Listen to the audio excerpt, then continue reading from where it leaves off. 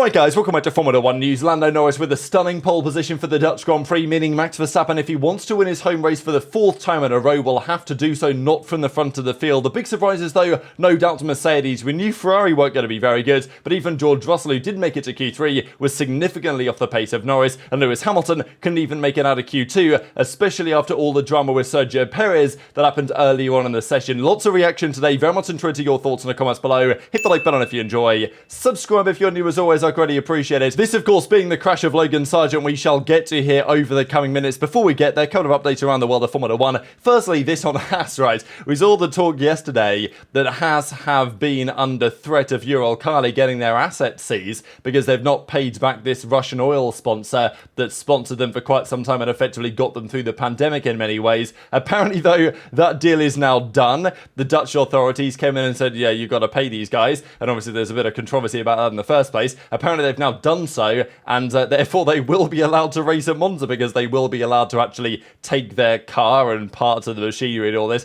out of the country, which was not otherwise going to be the case. Of course, yesterday we saw that Jack Doohan was confirmed as the new driver for Alpine alongside Pierre Gasly for next season. This was interesting just because Mick Schumacher did a test, we believe, I'm pretty sure this is like confirmed in public, alongside Jack Doohan a little while ago now, and eventually they chose Doohan in some sense over Mick Schumacher. So there might have been some expectation they could have informed Mick to say, hey, you know, we've decided to go this other route. But apparently Mick only found out the same time the rest of us did, which, you know, some people are reading that as like, well, whatever, this is sport. Some people are saying it's disrespectful. Obviously, there's a debate on it. I guess on one level, keeping him in the dark kind of means that the WEC team that he's a part of, he's kind of less likely to leave and go elsewhere. So I'm sure there was some weird politics in play. This was very interesting, though, as well from Toto Wolff. We saw that yesterday he slipped up and confirmed that the driver lineup next year will be Russell and Antonelli, but he actually did say that it's not over for Max yet. I mean, the level of seduction here we're talking about is weapons grade. But look, Toto's trying his best to get Max to the team, and maybe he's going to be successful in doing so. But it's not going to happen next year. Toto has a feeling that their paths will cross at some point. Maybe 2026, maybe later. That's what he's talking about. And he even talks about how the relationship with Max, he feels like he might have been able to get the deal done now, but it wasn't as smooth as it might have been at their discussions this season because of what happened back in 2021. This is kind of crazy. I just wanted to go through it, but he talks about how they had a very good relationship with Max. Of course, he could never join Mercedes initially. Toto wasn't able to get him a drive because they had Hamilton and Rosberg. So Helmut Marko and Red Bull were, because they could put him in the Toro Rosso and quite quickly into the Red Bull. And Toto says, I made a mistake after Silverstone 2021. Of course, they had that crash, and obviously it was very heated from both sides at that point. Toto was angry about the whole situation, and after Paul Monaghan from Red Bull said that Max was fine, Toto didn't follow it up further. But at that point, I guess he was in relatively regular communication with Jos Verstappen, Max's father, and he says in hindsight he should have called Jos and said, look, you know, tough day, is Max all right after the big crash and everything like that, and kind of chilled it out a bit. But, you know, Toto says that he relied on information, that he was okay, and he was okay. I mean, we believe he had some sort of concussion, though, actually, because his vision in the later half of the season was apparently giving Max problems. But, you know, Toto says in hindsight, had he called Jos and kind of calmed the moment, as it were, after that very dramatic day at Silverstone a few years ago now, maybe the relationship with Jos would have been better, the relationship with Max would have been better, such that that deal could have been done for next season in 2025 for Max to join, rather than, you know, the Verstappen camp holding off and not being so sure Mercedes is the right option, maybe not fully trusting Toto Wolff or whatever the case might be. So I thought that was very interesting. I guess Max is still potentially an option for 2026. We know that there's some sort of performance contract as well, like if the Red Bull isn't so good next year, Max is going to be able to walk away from his contract. Toto would love to have him, so I thought the whole situation is kind of fascinating, but this was another big talking point of the day. Logan Sargeant in the wall, and look, there's no excuses for this one. The grass is wet. Like, what are we doing? What are we doing here? Why are we on the grass? Why have we got two tyres on the grass? It's an error that you don't see many drivers making, certainly not at this level, and and, you know, every single time Sargeant hits the track, he gives me a reason to want him no longer to be in the sport, respectfully. So, you know, he's going to be gone in a few races' time. He gets the rest of the season, right? We thought that maybe Antonelli would come in instead, but Mercedes are convinced that he's the man anyway, so that's not necessarily going to matter. And then Sargeant spun out and was quickly in the wall. I mean, big impact, right? Like, the good thing about this impact, okay, it's not good in some ways, it's kind of spectacular, but the more parts you see flying off, the more protection for the driver. I think people often conflate that, right? They see the car explode and they think, wow, that's like terrible. There must have been a really impactful crash, which is true, but also all of that energy is being dissipated because the car's basically exploded. If the car didn't explode and it just hit the wall and stayed in one piece, that means a lot of the energy is going through the driver, right? So it goes to show the leaps and bounds that have been made in safety, but also completely annihilated the car. So yeah, good luck, of course, to Williams getting this one back together. Here's Oscar Piastri on the left driving past, and the car actually quite quickly caught fire as well, as we saw at the start of the video. So Sargeant gets out and, you know, thankfully he was fine. It's kind of incredible that he was fine for an impact that big, but like, it was his mistake at the end of the day. You could see the Williams mechanics being like, oh my god, this guy, he's done it again. And you know, I can't imagine they were so happy about it. This pick though does kind of go hard, so he got that one. Might be his most legendary moment in the sport, actually. Goes pretty hard, not gonna lie. So I guess every cloud has a silver lining, right? But yeah, it's obviously only a matter of time until Sargeant's gone, and they weren't able to repair the car in time for him to get into qualifying, which is no surprise. Like, the chassis was marginally destroyed, well, substantially destroyed. The engine was pretty damaged, the gearbox was destroyed. So yeah, no chance really to recover that car for qualifying. We'll see what they can come up with for tomorrow, because Albon, with the new upgrades that Williams have brought, very, very competitive today, as we'll get into. This was the end of the practice session, and yeah, because there was a red flag for like 50 minutes, eventually when they did get back on track, there was only really one lap or so done, and it was wet conditions, of course. We saw Hamilton and Verstappen like basically racing each other on the final lap, so they weren't going fast at all, and it was Gasly, Magnussen, and Bottas. Three polar bears have found themselves in Arlington, Texas, and you know, they were obviously kind of mind-blown at that one. There was also this drama as well. I don't know if you guys really think this is a big deal. I felt like there was a bit of overreaction here, to be honest. But this is a Max Verstappen classic, isn't it? So they're coming out of the pits to try and get a flying lap in. They want to ensure they can get rounds back before the checkered flag falls. So Max overtakes Piastri and then overtakes Russell on the outside. Now, you're not allowed to cross this white line, and I'm pretty sure that Max does cross it. He definitely touches it. I'm not sure if one wheel was completely over the line or not, but you know, this probably should be some sort of a fine. It's just Max does this stuff and gets away with it, and people are, I think, annoyed that he gets away with this stuff. It's a bit cheeky, it's probably unnecessary, but it's just Max Verstappen at the end of the day. This is the type of stuff that he does. And unless they're going to put a rule in place to stop him doing it, he's going to keep doing it. And some people are going to love him for it, some people are going to hate him for it. It is what it is. But you know, I'm not really sure that stewards cared too much about this, to be fair. Williams, as I said, confirmed that, yeah, we're assessing the chassis. It currently looks okay, but yeah, they couldn't make it work in time, which was really no surprise. So qualifying gets underway, and this weekend I was expecting to be kind of like a three-horse fight for pole position between the McLarens, Max, and then the Mercedes, right? That was my expectation. McLaren, I thought, were probably favoured, especially in the dry conditions. If it rains today, I would have said that Verstappen might have been my favourite for pole, just because the Red Bull have been running a higher downforce version. It seems like in Spa and now here as well, the Red Bull are finding their car performance a bit better on the higher downforce. Now, they still have a lot of understeer in the car,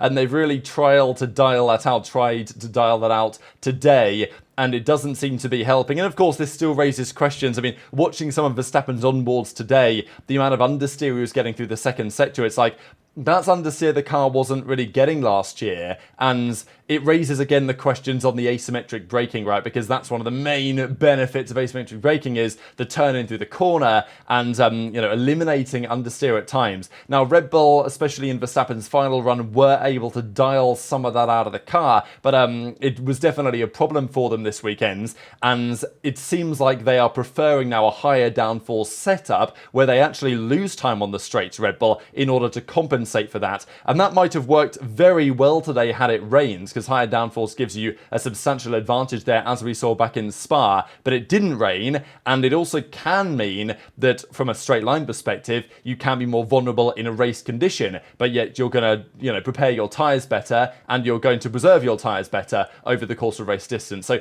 there's obviously pros and cons with what Red Bull, it seems, are doing, but this was the start of Q1, and I think this was the mainly confusing thing about today's Mercedes, is that early doors, it looked very competitive. Like Q1, Russell was actually struggling. Russell was the one struggling with the car, struggling with oversteer, struggling with understeer, just struggling with the balance of the car through the corners, certainly through the middle sector. But Hamilton was 7 tenths up, 1:11.3, right there with Norris, right there with Piastri, and, it looked like, the Mercedes, the McLarens, they're going to be fighting for the pole. But all of a sudden, Hamilton started to have the issues that Russell had, and it kind of went the other way around, and the car just wasn't competitive enough, right? So it's very interesting. Now, the big drama of Q1 was Hamilton versus Perez, and as Perez says, what's this idiot doing? He was in the way.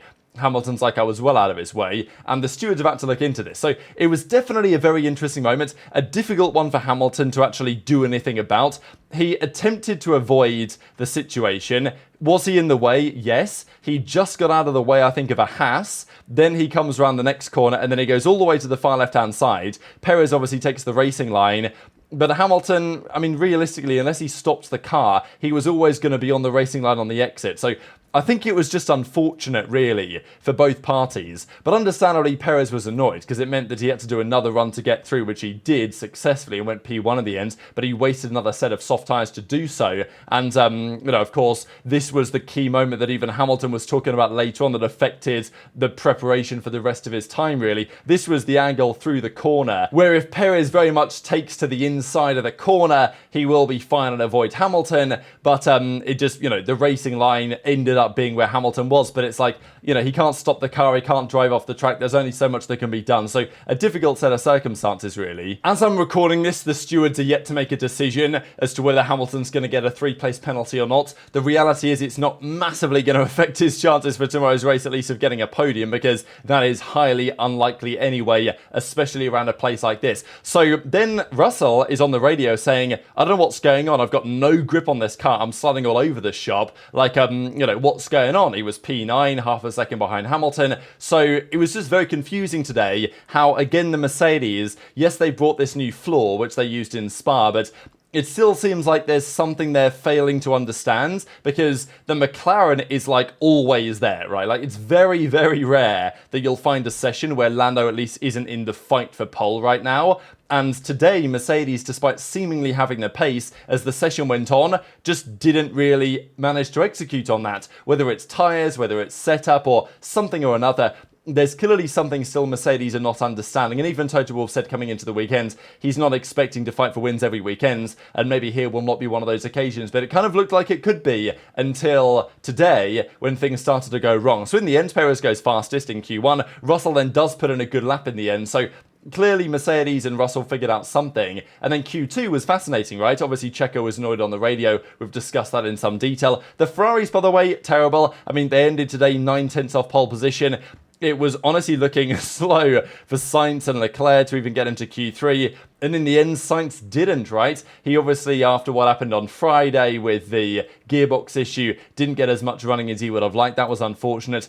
And Leclerc's onboard looked pretty good. Like, Leclerc clearly had some pace. He was throwing the car in. He was doing the Leclerc magic that we see. The car's just slow. And it was a concern I had with Ferrari at the start of the season. I didn't think they were aggressive enough with their concepts personally, and, initially it seemed like, wow, Ferrari have done a great job. They were closest to Red Bull, but clearly they've taken some steps backwards, and in many ways they've simply not been able to, maybe with their concept and the ceiling of this concept, to take enough steps forward. So that's a concern for them. Hamilton was on the radio asking the team, that lap wasn't great. I was, good few tenths off Russell. What's going on with the tyre temperatures? Of course, the same issue that he complained about earlier in the season, and Bono says, we're basically the same temps as George, so if you're experiencing issues, it's something else clearly going on. And then we get these pictures of Toto Wolff, and I think this is Bono's reaction to Lewis Hamilton. Now, look, he's still the only driver this season to have won more than one race, apart from Max Verstappen, but obviously his qualifying hasn't been great, and today was another example. So Hamilton ends up he wasn't, far off, but he was too far off. I mean, he was a 10th off Alonso in the end, ending with a 1:10.9. Sainz as well was out in that part of qualifying.